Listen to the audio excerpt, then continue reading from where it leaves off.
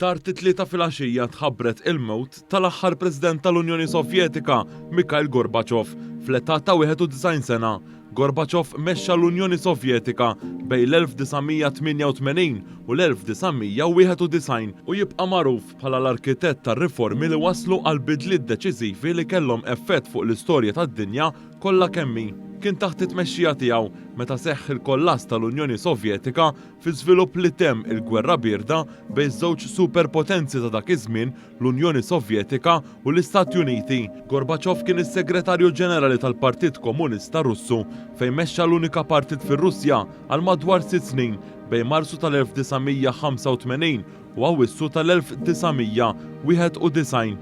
Mikhail Gorbachev twieled f'Marzu tal-1931 familja relattivament fqira. Kien sena wara t-tieni gwerra dinjija meta ngħaqad mal-fera taż-żgħażagħ tal-Partit Komunista Sovjetiku.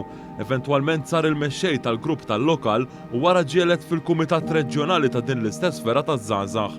Studja l-liġi fl-Università ta' Mosca u f'dan iż-żmien sar membru attiv tal-Partit Komunista. Imbagħad fl-età ta' 54 sena, Gorbachev sar is-Segretarju Ġenerali tal-Partit Komunista, il-kariga li permezz tagħha mexxa kemm il-partit innifsu kif ukoll l-Unjoni Sovjetika. Huwa kien fost li żar membri fil-Politburo, il-grupp ta' tmexxija tal-Partit Komunista.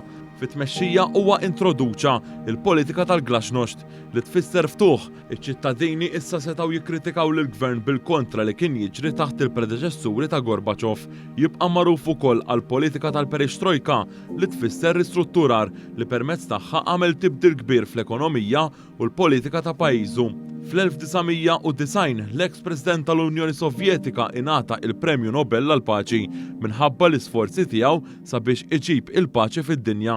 Gorbachev kellu wkoll rabta ma' Malta minħabba li fil-bidu Deċembru tal-1989 żar pajjiżna għal summit flimkien mal-President tal-Istati Uniti George H.W. Bush. Dan is-summit jibqa' nfakkar hekk kif iż-żewġ superpotenzi iltaqgħu f'Malta bħala pajjiż newtrali f'nofs il-Mediterran. Dan kien pass deċiżiv il-qudiem sabiex tintemm il-Gwerra l-Bierda.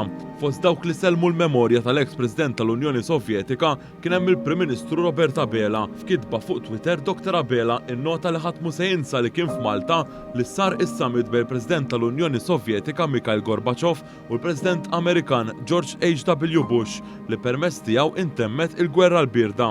Il-Prim Ministru innota kif wara dan is-summit f'Malta li sar f'Diċembru tal-1989 beda perjodu ta' Ewropa ħielsa.